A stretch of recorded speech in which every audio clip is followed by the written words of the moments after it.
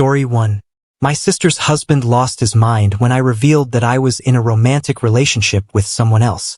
This is just event post, but any advice would be appreciated. Context. I'm Ashley, 17F.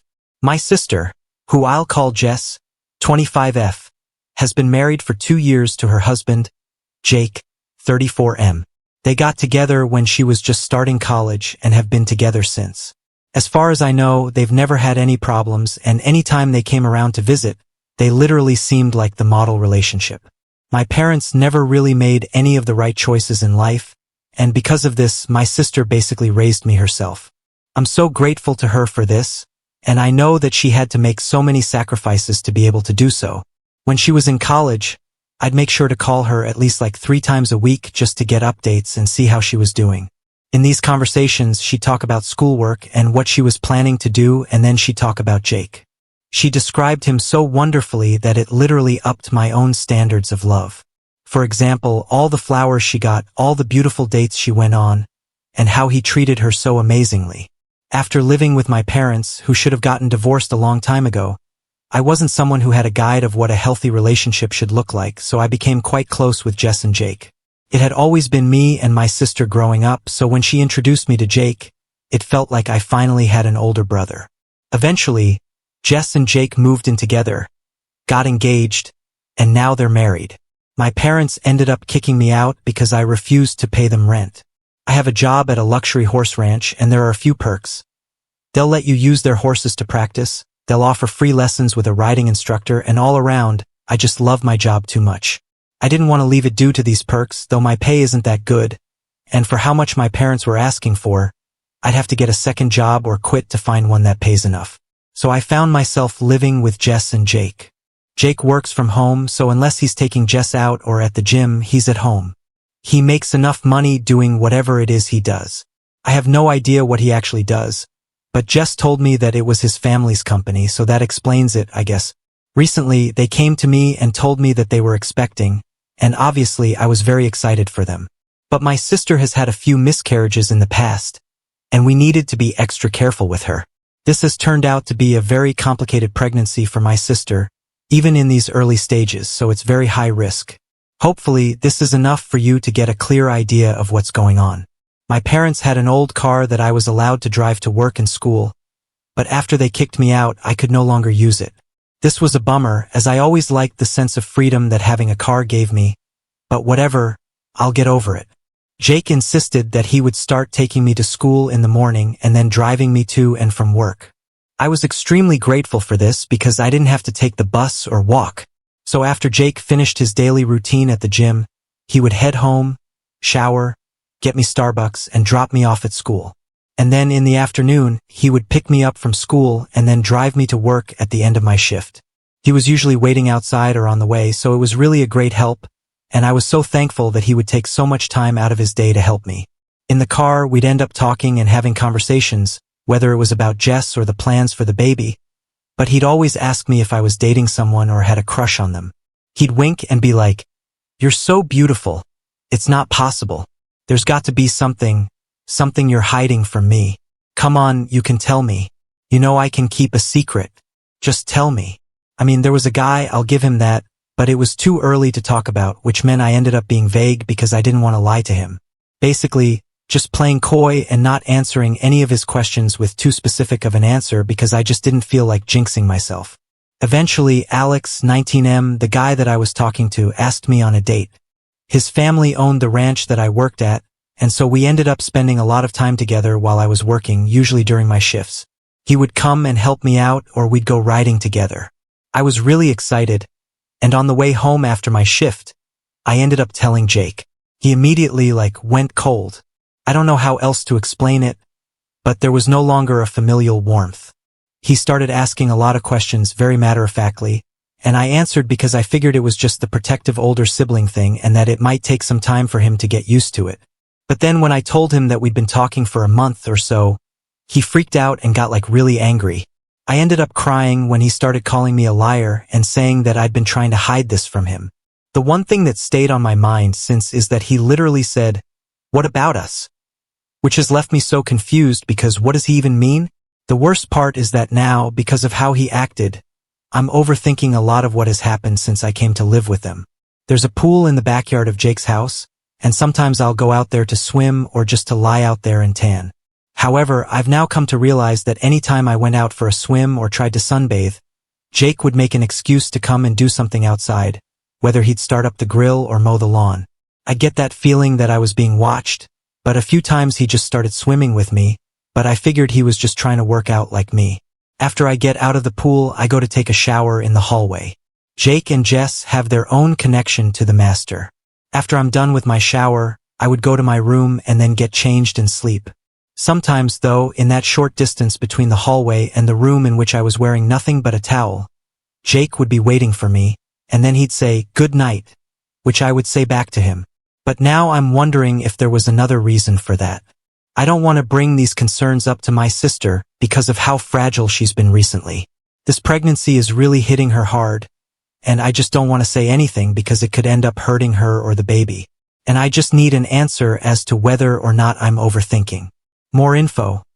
I really didn't even consider the fact that my sister could take his side over mine, but after everything I've read in the comments, it makes me think I should start collecting that evidence.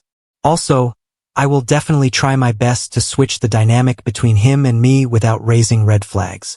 I'm more than willing to tell my sister if I feel like there's any immediate danger, but as I said before, I don't think he's the type of person. I'd rather wait until she's healthier to try and relay this news, just to be on the safe side. Considering my sister could seriously get hurt from not just the emotional damage but the risk in her pregnancy, I'd like to give him the benefit of the doubt, but it was really scary seeing the way he flew off the handle like that. I really do feel like he's probably just been under way too much stress, as my sister's pregnancy is truly high risk, and he's had to take care of her much more than usual.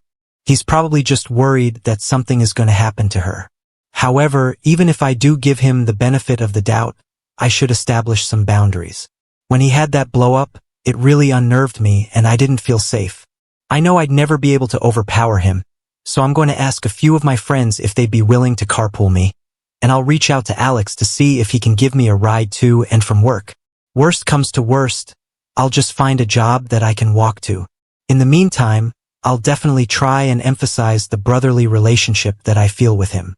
I'm going to try and stay pleasant because I really don't feel the need to be hostile and create an aggressive environment. Other than that, I'll be taking some steps to see if I can change my situation. Update. Is my sister's husband acting weird?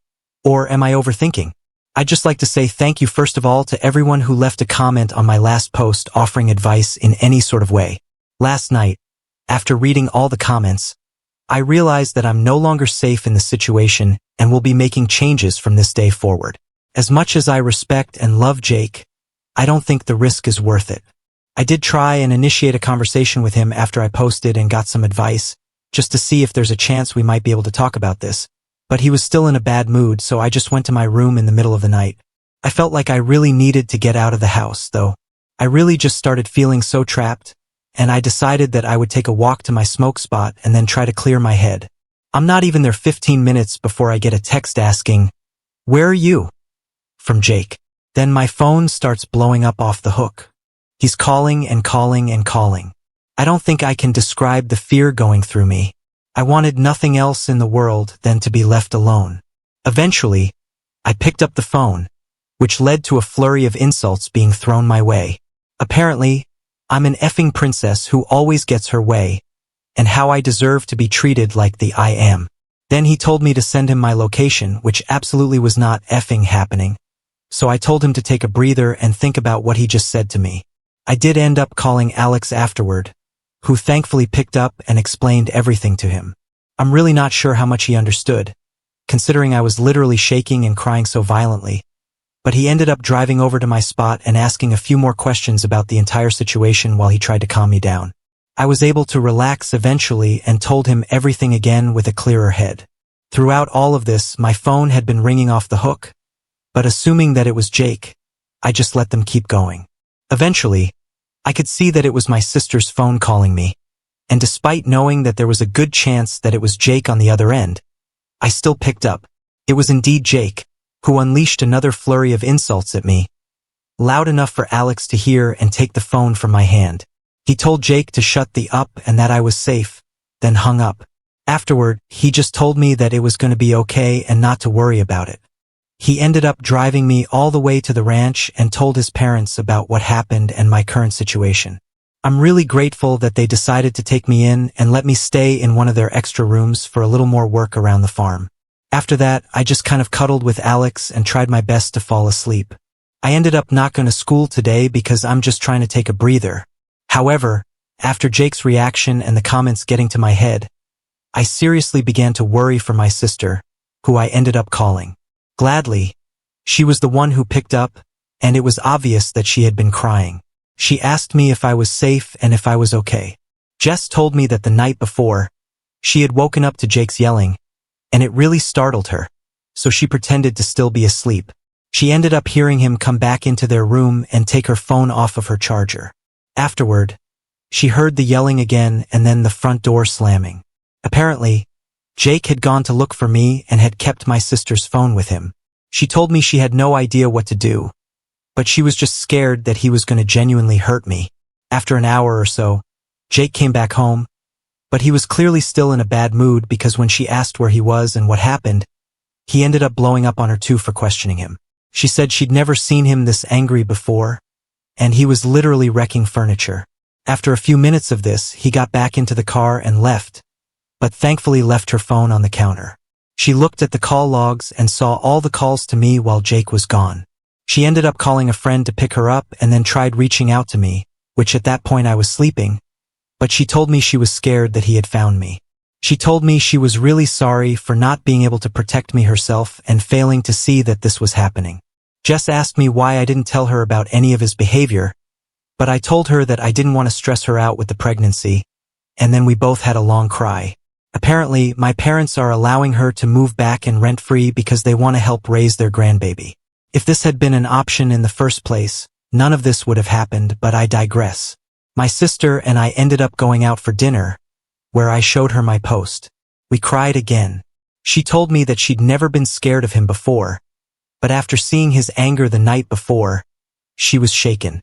Both of us still need to get our stuff, but we're going to reach out eventually and set a date that we can move all our stuff out. My dad and Alex will both be there just in case he tries to pull anything.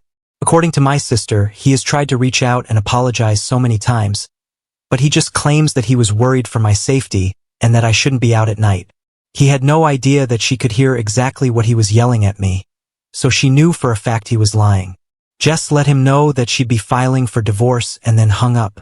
I love my sister, and I wish her nothing but the best in life. I know she will recover from this and find an amazing man who loves her and only her. In other news, Alex and I are going on a date next week, so I'm pretty happy about that. But genuinely, thank you to the Reddit commenters for stressing me out so badly that I just needed to go on a smoke break. I think you may have saved me. I don't know what would have happened had I been in my room that night, but I'm grateful that I didn't have to find out. Now on to the next story. Story 2. Before we start, if you're enjoying this video so far, please consider liking and subscribing to the channel. Now let's continue. I, 40 male, was married to my wife, 37 female, for almost 12 years. We would have celebrated our 12th marriage anniversary in a few months, but unfortunately, she passed away around 6 weeks ago. My wife was diagnosed with leukemia around 5 years ago, and she fought long and hard, but I still lost her. I spent a lot of time with her in these past few years and was her primary caregiver. So I don't regret anything since I know that I tried my very best. My wife was a writer before she passed.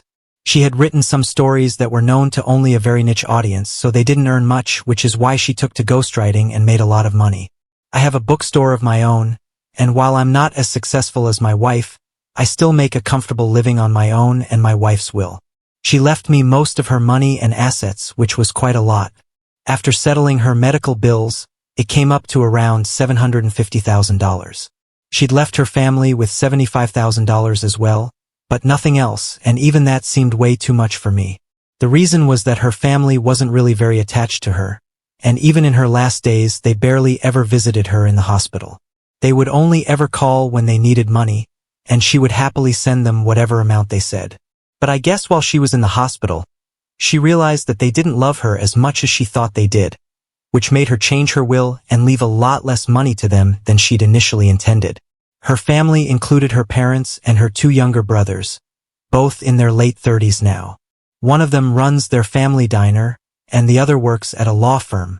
Anyway, last week, her family dropped by very unexpectedly and said that they had to discuss something urgent with me. I was a little confused since they had barely even spoken to me after the funeral or even while my wife was sick. As a matter of fact, them just visiting me out of the blue to talk about something important seemed kind of fishy to me. Once they were seated, they brought out a bunch of papers and told me to go through them. They were letters and notices from several people about my wife's death, and now that they've received word that she's passed away, they need me to clear those debts at the earliest, or else I'll be in trouble. I was shocked since I didn't even know that my wife had any debts to speak of since she lived a clean life, and as I mentioned earlier, we didn't need to borrow money. We were comfortable enough to afford the things we wanted or needed, so this whole debt business seemed crazy to me. Her family explained that she'd racked up a lot of debts while she'd been living by herself and still hadn't paid them off even though she had the means to. She told them to keep it a secret from me, but now the debtors were harassing them, and they couldn't afford to pay it all off at once since it was all coming up to $100,000 because of the time and interest. I was dumbstruck at that moment since even though I definitely could pay it all off, it would create a significant debt, and I also found it very hard to believe that someone as meticulous as my wife would refuse to pay her debts. There was a short period before we met and after she'd moved out of her family home where she'd been living on her own and hadn't yet made it as a writer that she told me about, so that part of the story definitely checked out. She'd even confessed to having a hard time dealing with the bills and said that she'd had to take up several tutoring jobs to be able to make ends meet before her book was finally published.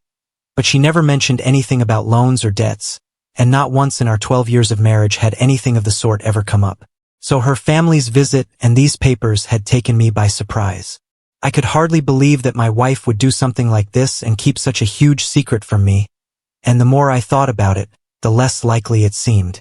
I told her family that I'd need some time to arrange for the money since they'd requested it to be in all cash, and they seemed kind of annoyed that I wasn't just handing them over the money right then and there, but they didn't say anything and told me I had a week. The next day, however, I decided to talk to my late wife's secretary to discuss her finances because something about this whole situation just seemed off. I asked her if my wife had ever mentioned any debts of the sort and even showed her the papers, and she looked just as surprised as I did. She told me that my wife had absolutely zero debts left to clear before she passed, and so these were news to her. These debtors were all loan sharks as well, so I didn't really have any way to check out if they were legit or not, and the so-called documents that I'd been handed were mostly letters about how it would be unwise to try to evade them any longer now that they'd finally tracked us down and seemed threatening. If I'm being honest for a second, I thought my best bet would be to just give her family the money and let them take care of it all. But I just couldn't shake the feeling that I was being toyed with, so I decided to speak to my wife's best friend, her cousin, and she ended up telling me a lot of things that drove away any fear that I had. She told me that all those papers that I'd been handed were probably forged by my wife's parents since they'd been after her money ever since she made a name for herself as a writer. She had even left home voluntarily. She'd been kicked out by her parents after college since she'd wanted to be a writer, and her parents didn't think it was a very stable career option. After a lot of fights and arguments, they told her that they weren't interested in speaking to her unless she started making sufficient money and kicked her out. That really hurt her, but she didn't turn back or give up and started working part-time as a waitress, tutoring kids, and even working on her books alongside all of that to keep going. And no, she'd never taken a single loan from anyone and was completely self-made. My wife's friend was 100% convinced that my in-laws were lying to me and told me to test my theory by speaking to my lawyer and cross-checking and just to decline my in-laws' request to see how they react.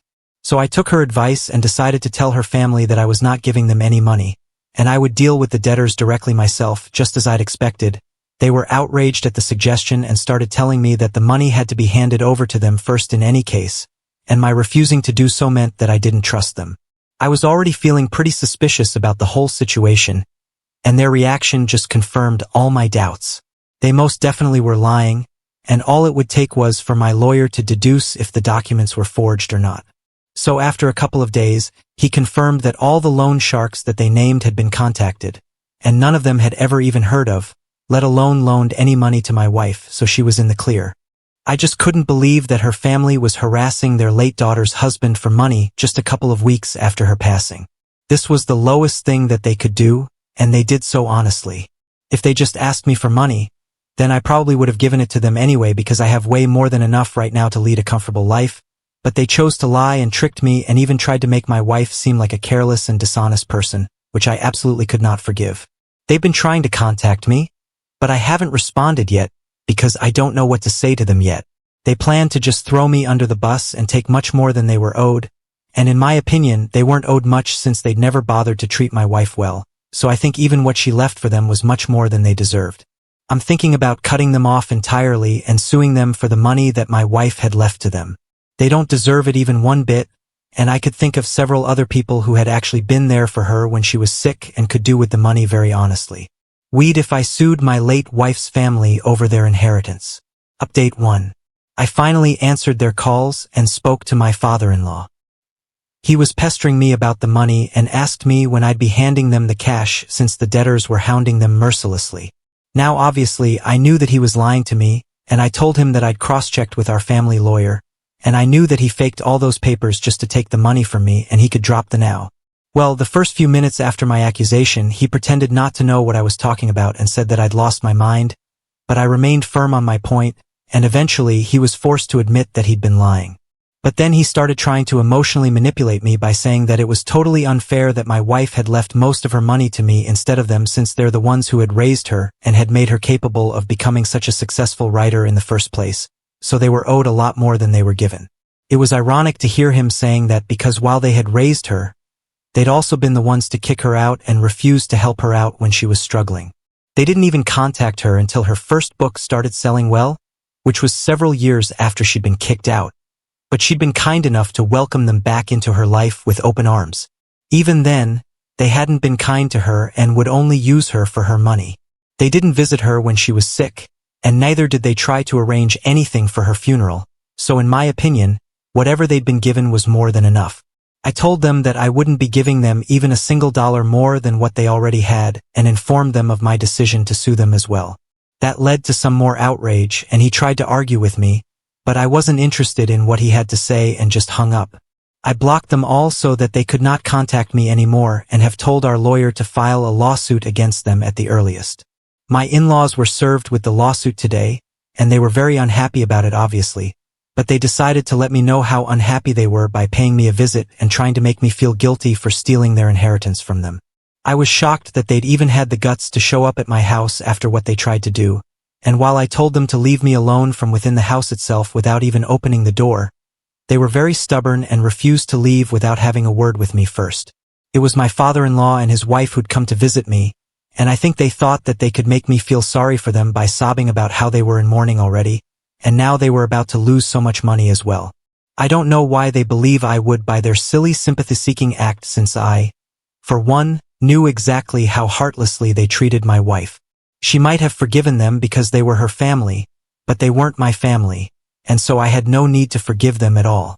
After they were done ranting, I told them that I wasn't going to change my mind, and that they needed to leave before I called the police to forcefully escort them out.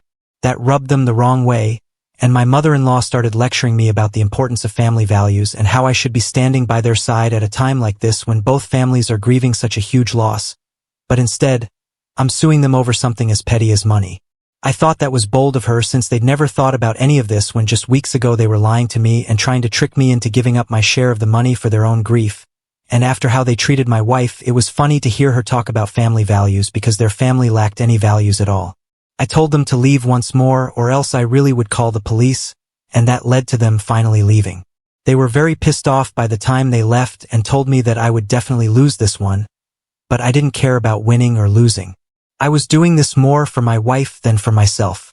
She never tried to put her family in their place because she was just too kind and forgiving, but I am not that person, and moreover, after my wife's death, I don't feel like I have even to try and maintain the facade of a happy relationship with my in-laws anymore. They're nothing more than parasites who were leeching off of my wife's money, and now it's time to make sure they learn what happens to leeches once they're found. I have no regrets about what I'm about to do, and if people find me ruthless, then so be it. Update 3. We had the first hearing today, and it was difficult facing my in-laws in such a formal and legal setting. I did think that my wife wouldn't be happy with what I was doing, and it probably wasn't my place to sue them anyway for her sake. But then I remembered their capacity for cruelty even after her death, and that made things a bit easier. Right off the bat, I brought up the way they tried to extort money out of me through deception and lies, and they didn't decline it.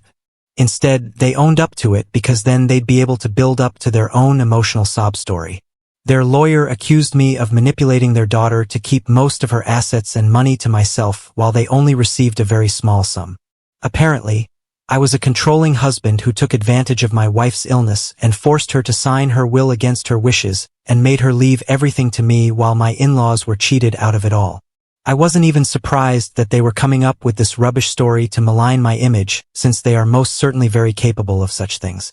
My lawyer was there to defend me, however, and even though everyone present in the room knew that I was absolutely not the guy that they were making me out to be, we still had to prove it, and that's going to be a piece of cake for me. I guess they should have thought things through before lying through their teeth about my character, because whatever they said was certainly not going to be a match with what all of our friends and the rest of my wife's family had seen.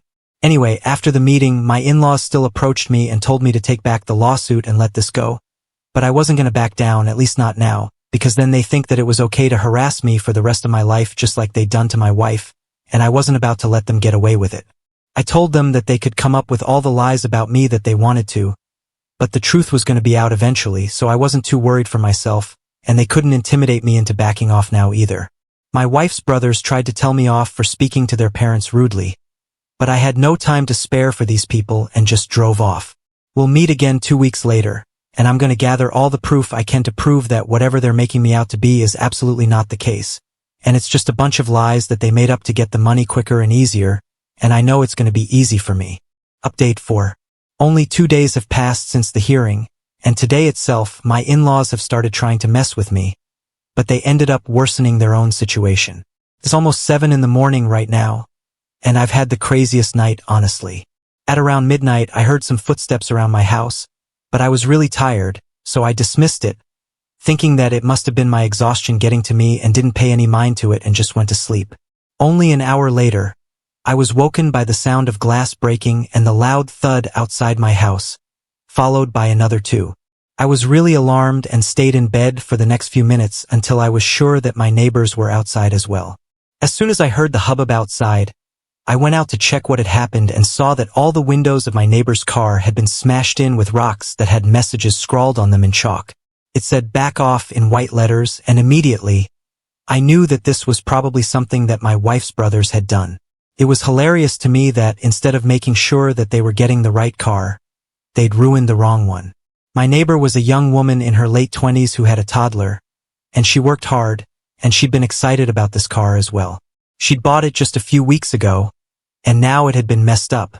She was distraught and was sobbing even after the cops had been called because obviously, this was bound to hurt. I explained the situation to her and how my wife's brothers must have gotten the wrong car in the dark.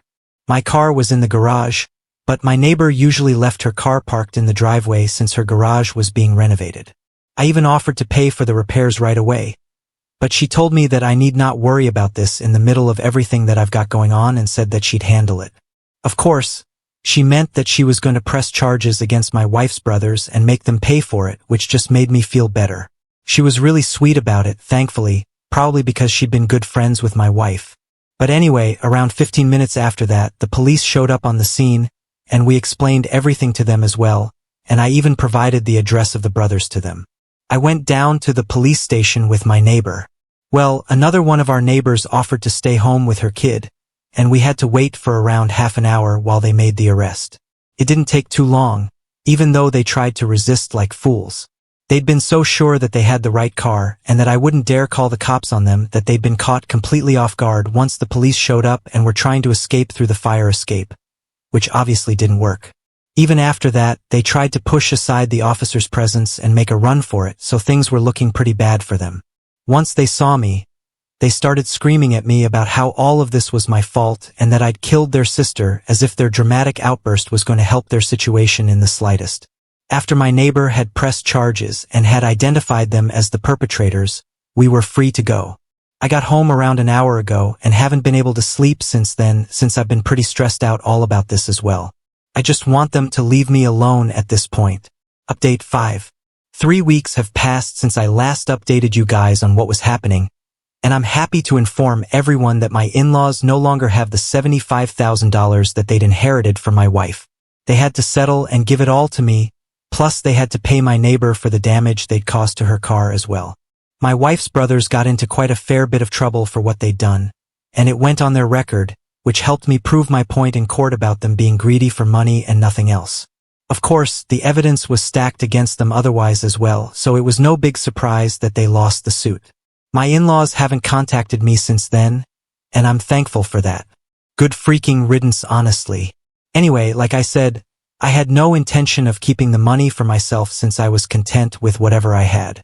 Instead, I split the money between all the people who had actually been there for my wife when she needed it the most. I paid off her secretary with the sum, even though she said she couldn't accept it. What I know for a fact is that my wife considered her practically family, and it went both ways, so after much insistence, she accepted it as a gift from me. I also sent a bit of money to her cousin who had visited her every single weekend, even though she lived 2 hours away, but she'd still driven down to the hospital to see my wife and make her feel better about everything. She's a really happy, lucky woman, and the only 2 times I've seen her tear up was first at my wife's funeral and second when I handed her the check and thanked her for always being there for us. This whole process was really emotional for me, but I'm glad that I went through with it and did something good for the people who'd been there for my wife. I hope she's happy wherever she is. Now on to the next story. Story 3. Am I wrong for cutting contact with my friend for wanting to hook up with my daughter? My 47 friend, 40, and her husband, 48, are known to be swingers, although they never confirm nor deny it. I met this friend, I'll call her Sarah, at my old place of work 7 years ago. She was my coworker. I worked at that job for many years. All my coworkers were like family to me. We were all very close, so even when I stopped working there, I kept close contact with my ex-coworkers and we would hang out often. My daughter-in-law's, 26, baby shower was a couple of days ago, and it took place at my house, so I invited many of my friends, including Sarah and her husband. The baby shower was going great until my daughter, 19, came up to me saying that she thought Sarah and her husband were hitting on her. I asked her why she felt that way, hoping it would be some sort of misunderstanding, but my daughter said that Sarah kept talking about my daughter and her boyfriends, 20, Lil Colin Dan looks, saying how attractive they were, complimenting their bodies and asking about their intimate life. My daughter said her boyfriend looked visibly uncomfortable. Sarah then offered my daughter and her boyfriend to come to her place with her husband when the party was over. My daughter just awkwardly laughed it off and then went to tell me what happened. While she was telling me, Sarah's husband, I'll call him Jay, was talking to Dan. The conversation started off about sports, then somehow became about intimacy. Jay asked Dan straight up if he and my daughter wanted to go back to his place and swap out ladies for a little bit. Dan immediately declined, to which Jay replied, "You're no fun," and kept trying to convince him. Dan walked away after that. I didn't want to start drama at the baby shower, so the next morning I confronted Sarah over the phone about what happened. She said, "I don't see what the problem is. They're both adults." That response made me livid, but I was trying with all my might to keep my cool. These were my issues. 1. Why would you try to plan a hookup at a baby shower? 2. Why would you hook up with your close friend's daughter and her partner? 3. Sarah and her husband have known my daughter since she was 12. Sarah refused to apologize and accused me of intimacy shaming. I said some not-so-nice things on the phone, and I did threaten to beat her, but if she comes close to my daughter or her boyfriend again. I told her to never speak to me again and blocked her number. Some of our mutual friends said I overreacted because it's not like she was trying to force my daughter to have intimacy with her husband, and said they were just asking my daughter's boyfriend if they were interested, so that makes it okay. I wonder how they would feel if she did that to their children. So am I wrong? Update. Am I wrong for cutting contact with my friend for wanting to hook up with my daughter? Sarah texted me on a number that I did not know. She said, "Hey, my name. I heard about everything that happened with Sarah and husband at your daughter-in-law's baby shower, and I'm sorry that my daughter felt uncomfortable, but I know Sarah and husband are not the kind of people to do that intentionally. Sarah has such a kind heart, and I want to know how to resolve this because all this fighting is stressing out our friend group." My response. I don't know what you heard, but Sarah and her husband asked my daughter and her boyfriend out on a swinger date at the baby shower. It disgusts me that a friend I trusted around my child since she was 12 would consider my young adult daughter fair game and proposition her at a family function. Further, it became clear when my daughter and her boyfriend turned them down, they pressured them to change their minds. I am removing Sarah and her husband from my life because of their lack of boundaries and for intimately propositioning and harassing my daughter. This is not about her chosen lifestyle. This is about her incredibly poor judgment and lack of boundaries. I understand this may be a shock to you and our friend group. I know that it is difficult to see Sarah and her husband in this light, and I agree that in the past Sarah has had a kind heart. However, I witnessed this behavior. I am crystal clear on what happened. Sarah has no concerns about the fact that she has irrevocably crossed my boundaries as a friend and is talking about it amongst our friends as if I am shaming her intimacy. I don't care about her intimacy. I care about the well-being of my daughter. If you can't understand that, perhaps we should reevaluate if we are still compatible as friends. Sarah then said, "My name. I thought that we were over all of this petty drama, but clearly not. How dare you try to slander mine and my husband's names to our friends? No, we're not some sort of sick kid lovers. Your daughter is an adult and you can't control her sex life. Your excuses for everything are all bull. You know, husband and I have disabilities. We are both autistic, so it makes it hard for us to read the room or whatever. You're telling people, but I will lawyer up because I have a friend who is a lawyer and I will sue the hell out of your butt if you keep saying my husband and I are kid lovers. I will apologize to daughter and boyfriend for making them uncomfortable if I did, but never to you. You don't get crap from me." I replied, "You and your husband are kid lovers. You've known daughter since she was 12 years old and then you pull that crap. Sue me." Now on to the next story. Story 4. My narcissistic parents told my golden child brother to propose at my wedding because my fiancé loves me and his girlfriend is going to leave him. My brother has always been the favorite because he was planned. My parents only wanted one kid, but they had an accidental pregnancy and had me. They don't believe in abortion, so my mom carried me full term. That didn't stop her from resenting me for being born. My brother makes fun of me by calling me a mistake. That was my nickname growing up, and my parents never stopped him from calling me that. In fact, when I went to them crying about it, they just said that he was right because they never wanted another kid. So, after high school, I moved out, went to college purely on scholarships and grants, and now I'm living a really good life. The best part? I'm engaged to my beautiful fiancée, and I can't wait to marry her in April. She wanted a spring wedding, and what my bride-to-be wants, my bride-to-be gets. Well, the problem started last Saturday when my parents called me over to their house to talk about something. They were very cryptic about it and refused to tell me what it was over the phone. When I got there, my older brother was there too, so I knew this wasn't going to be good. My parents sat me down and told me that my brother wanted to use my wedding as the perfect day for him to propose to his girlfriend. I laughed in their faces because I couldn't believe they were asking me something so stupid, but they were dead serious. I was instantly mad and told them absolutely not, but they ganged up on me.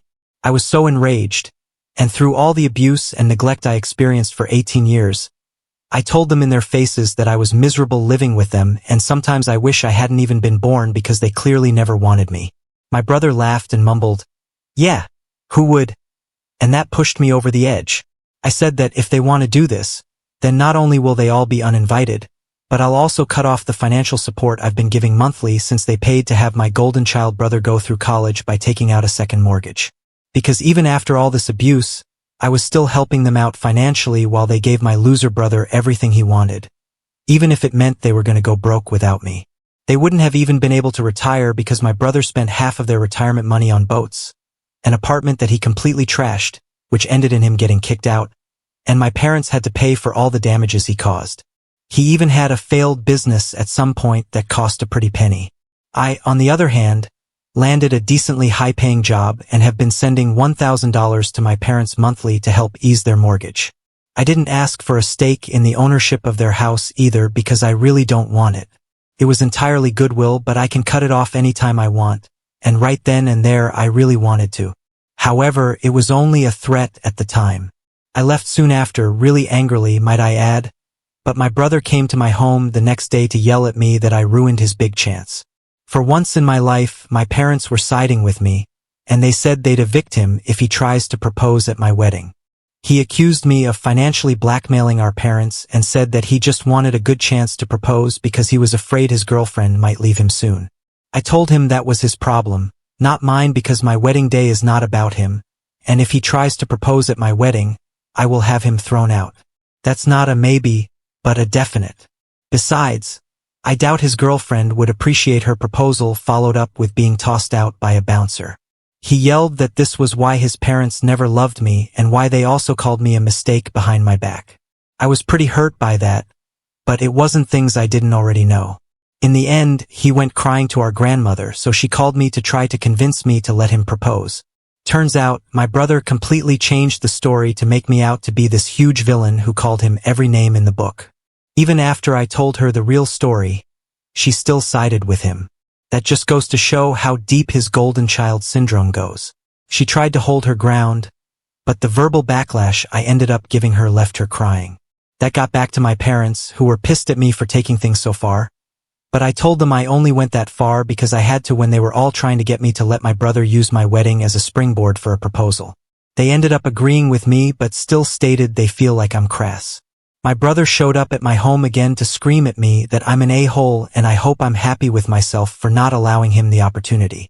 As for my fiancée, she knows what my brother is trying to do, and she's very angry about it. She's almost ready to have him uninvited if he pursues this any further.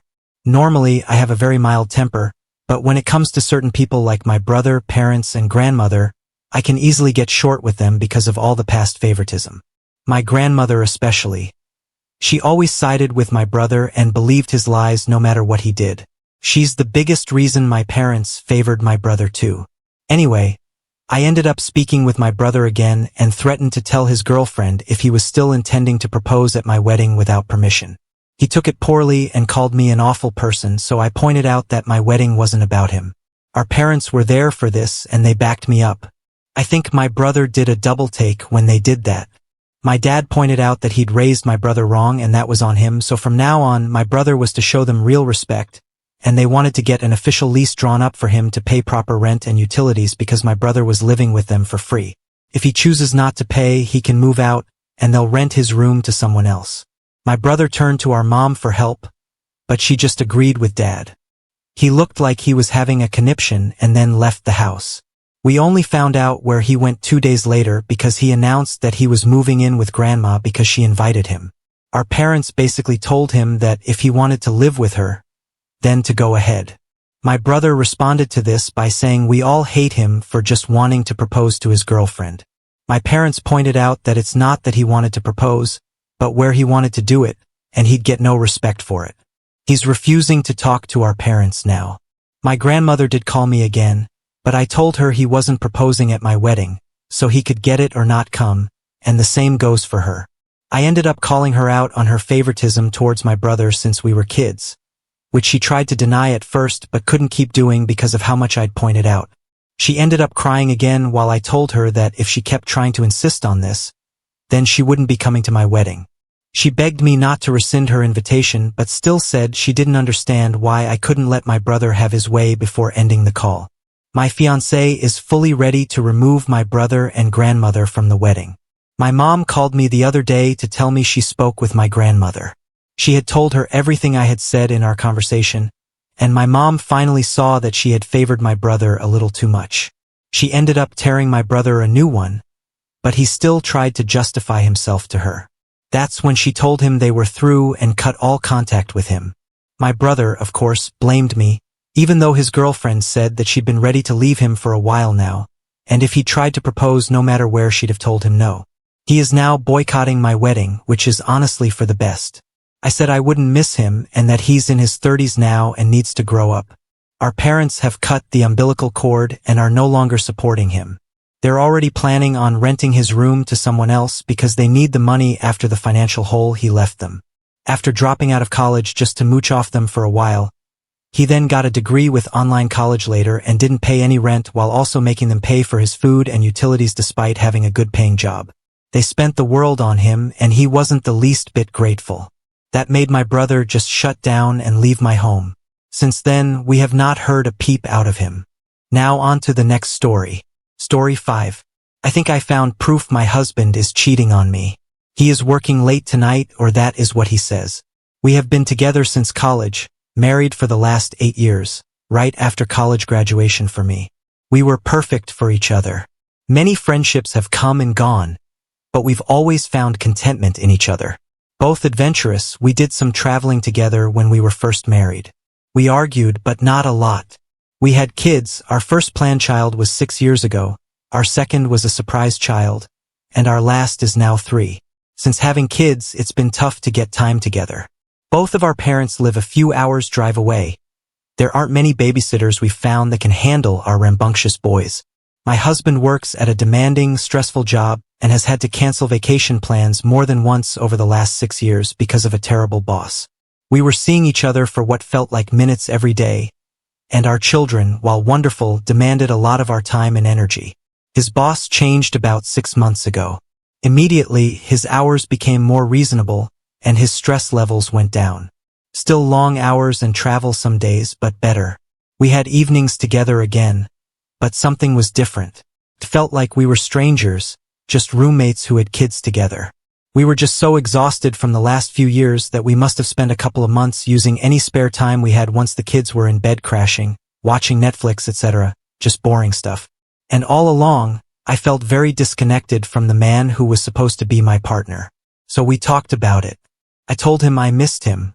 We had a few conversations about feeling disconnected. We hired a sitter, went on some dates, and things started to feel better. He's been more loving and attentive. He bought me flowers again. I was feeling so hopeful, like I was getting my partner back. About a month ago, I noticed something I thought I wasn't supposed to. He has been talking about this work trip coming up for a week in August. It's been a bit of a sore spot for me since, in my mind, summers are for family vacations, not work trips. But I've been understanding. However, when he was in the shower, his phone beeped, and I saw an email from someone named Allison entitled, "Our Trip." I felt a little weird looking at it, but when I asked him about it, he checked his phone and told me it was a spam email. I didn't think of it after that, but since then, I haven't seen his phone left out again. I found something else about a week ago. It was a receipt for a jewelry store, and it was a sizable sum. Money has never really been terribly tight for us, but even I was surprised by how much it was for. I felt a sinking feeling in the pit of my stomach again. I admit, I looked for his personal laptop to see if I could snoop through his emails, but he'd taken his personal laptop to work, something he'd never done. I was getting nervous, but somehow didn't want to bring it up with him. Maybe I was trying not to believe it, but this morning, I found his credit card bill in his sock drawer. Why was he hiding it, you ask? There were transactions going back over the last month, all for stores that men typically don't shop at. I added them up, and he has spent a few $100s on what looks like women's clothing and lingerie. I haven't seen anything from these stores in our house, so who are they for? He is working better hours, but still away some evenings. He could be spending at least an evening a week with someone else. I don't know what to think, but I fear the worst. Is there someone else? Was I too unavailable when our kids were younger? Is he going on a trip with them? Is it this Allison person? What am I going to do if he leaves me? He's buying her presents, for God's sake. Doesn't that usually mean a man is moving on or falling in love somewhere else? I don't know what to do. I don't know any of his passwords, so I can't snoop. I could call his office to make sure he is actually there when he says he is, but if I talk to anyone, I think I'm just going to start bawling again. He should be home in a few hours. What am I going to do? I don't want to raise my kids alone. I don't want to be alone. I think I found proof my husband is cheating on me. I just had a very strange conversation with my sister. I told her everything. I was getting really worked up and emotional, and crying again. She interrupted me and told me, "Sis, it's going to be fine. You need to calm down and talk to your husband when he gets home. I promise everything is okay. Hang up the phone, take a bath or something, calm down, and wait for your husband to get home." Then she said she loved me and hung up. My husband texted. He said my sister had called him, and he was on his way home. I immediately freaked out because I did not feel ready to talk to him. I was super pissed at my sister for calling him. To be honest, I felt like the entire world was falling down around my ears. I broke down. I didn't even know where I was. But when I heard the front door open, I realized I was on my knees in the kitchen sobbing. My husband skidded around the corner, and when I saw him, I just started crying harder. He dropped to the ground in front of me and started apologizing, and I just lost it. I started shaking my head and saying, "No, no, no, no," over and over again. I couldn't even hear what he was saying. He tried to hug me, and I held my arms out all stiff like a kid does when they don't want a hug, just holding him back. It took me a few minutes to register what he was saying, but he was repeating over and over, "I'm sorry for scaring you. Please listen to me. You need to hear what's going on. I'm not cheating. Please listen to me," just over and over. I finally stopped and just said, "What?" I just was so drained and confused. It was good news. The story all came out after our big talks about reconnecting. He called my sister for advice. My sister's idea was to have him spirit me away for a surprise weekend getaway while she and my brother-in-law took the kids. She connected him to her friend, a travel agent, remember Allison, to get the ball rolling.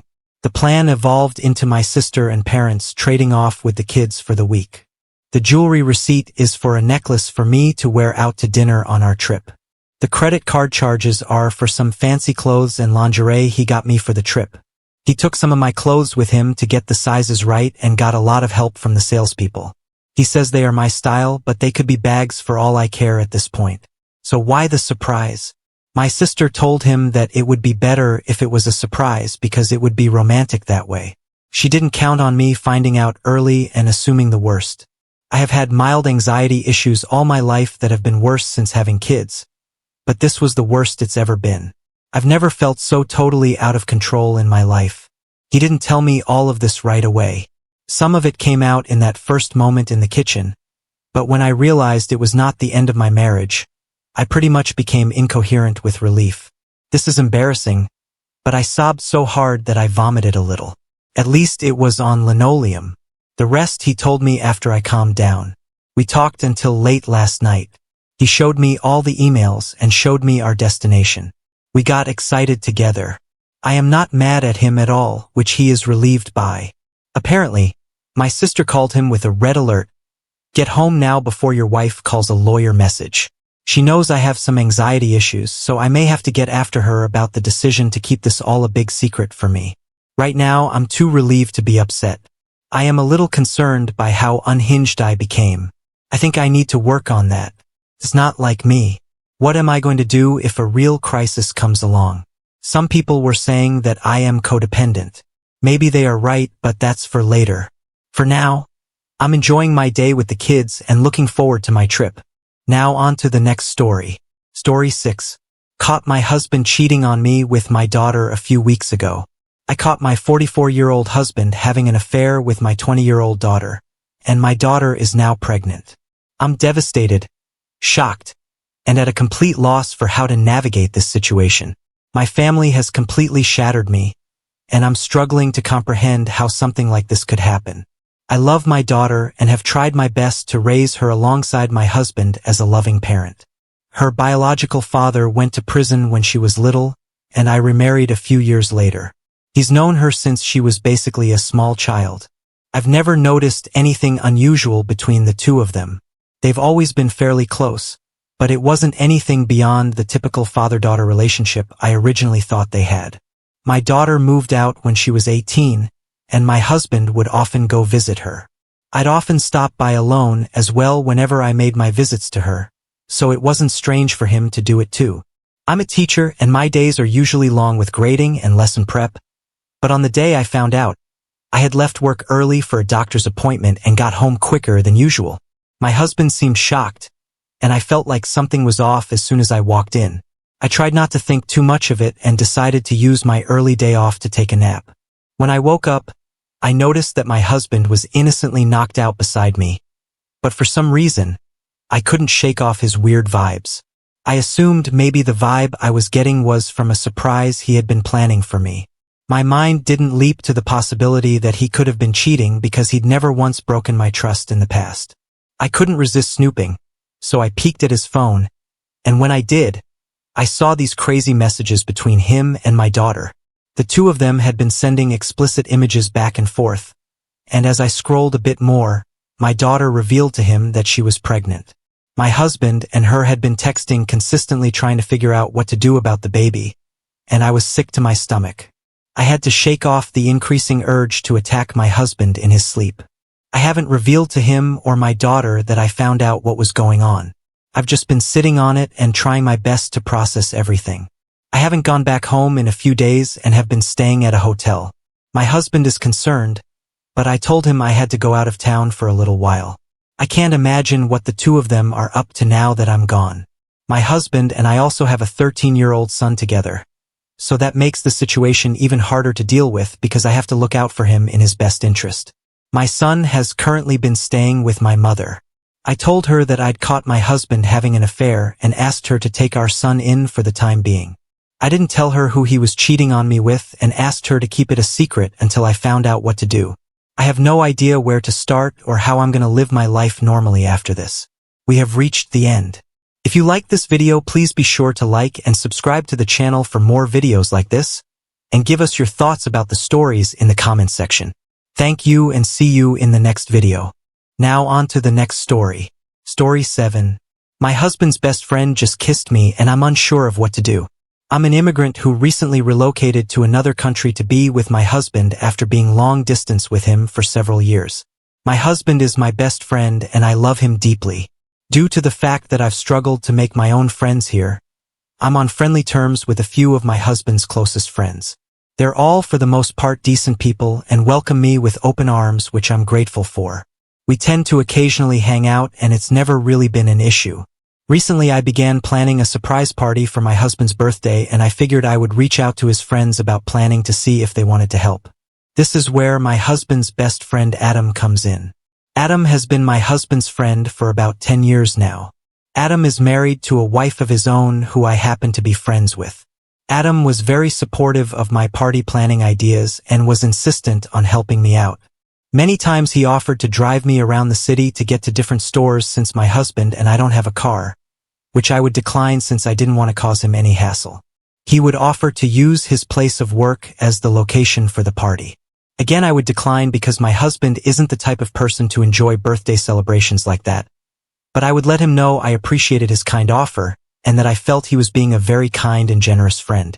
He was fairly persistent, but I figured it was just because he wanted to make his friend's birthday memorable. Fast forward to this week. Adam texted me and told me he had his birthday gift for my husband, but he would need help loading it up in his car. I asked about what it was, but he just said a joke about how I would tell my husband, so I couldn't know. I didn't think anything of it and agreed to help him. Today we drove to the store, got the gift and drove back.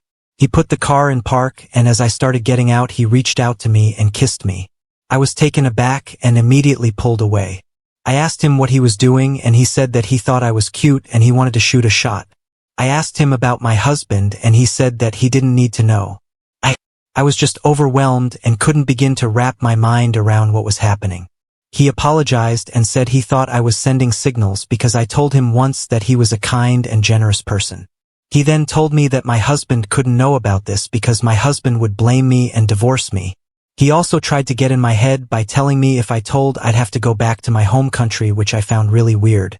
I got out of the car and just went inside. My husband was at work, so he doesn't know, and I'm having a lot of conflicted feelings. I know I want to tell my husband because of how Adam went about this proves that he doesn't have my husband's best intentions in mind and is incredibly selfish. My issue arises in how to go about telling him. I am super upset about this whole thing because it's a weird place to be in. I doubt my husband won't believe me because we have a good sense of trust in each other, but I am nervous as to how this will affect our relationship.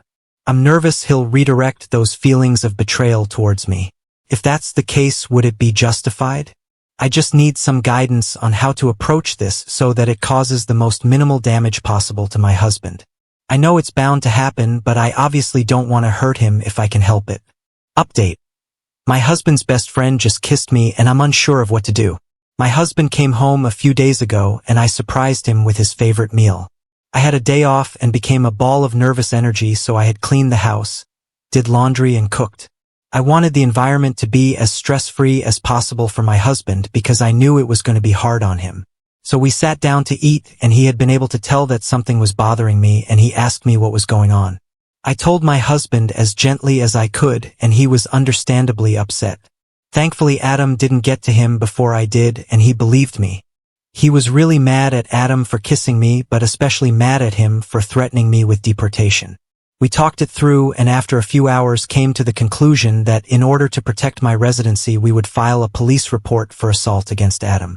As we talked, Adam sent me a text message telling me that he hoped I remembered what he told me yesterday, as he wouldn't want to see me forced to go back to my home country. He also told me that he was thinking about me and that there were things we needed to talk about. He had no knowledge of me telling my husband yet, so I can only assume this was his way of trying to let me know that he'd be blackmailing me from now on if I didn't do whatever he wanted. This message upset my husband even further, and it made me feel quite uneasy and scared. My husband and I were quick to go to the police station the same night I told him, and they freaked out over Adam's most recent text. They agreed it seemed like a veiled threat, so I filed a police report, and they're currently investigating the situation. The next day, I texted Adam's wife when I knew Adam was working to see if she wanted to meet up, and she agreed. We met up, and I told her what happened. I showed her the text, and unfortunately she didn't take it too well. It was understandable, but everything I was worried about ended up happening. She seemed to think that I flirted with him and called me a homewrecker. I know she was probably just lashing out, but it still made me feel bad for the both of us because while Adam was threatening me, he also destroyed his wife's trust. Shortly after I met with his wife, Adam started blowing up my phone, but I didn't answer. I assumed his wife had confronted him, or maybe the police called him. I'm not sure, but he then sent me a bunch of texts that just got crazier and crazier to the point where I was starting to feel like I wasn't safe. I called my husband, who was at work, and he told me that Adam was also blowing up his phone too. We ended up calling the police again because Adam was threatening to come to our apartment and do what he should have done when I was in his car. He was detained by police for making what they deemed a credible threat against me. It's still an ongoing situation, and I'm a bit upset by how this whole thing essentially blew up, but at least my family and I are okay. The most important thing I'm focusing on is recognizing that what happened isn't my fault and that I'm the victim here. I'll also be going to therapy. This experience has shown me how quickly people can change once they don't get their way. We have reached the end. If you like this video, please be sure to like and subscribe to the channel for more videos like this, and give us your thoughts about the stories in the comments section. Thank you, and see you in the next video.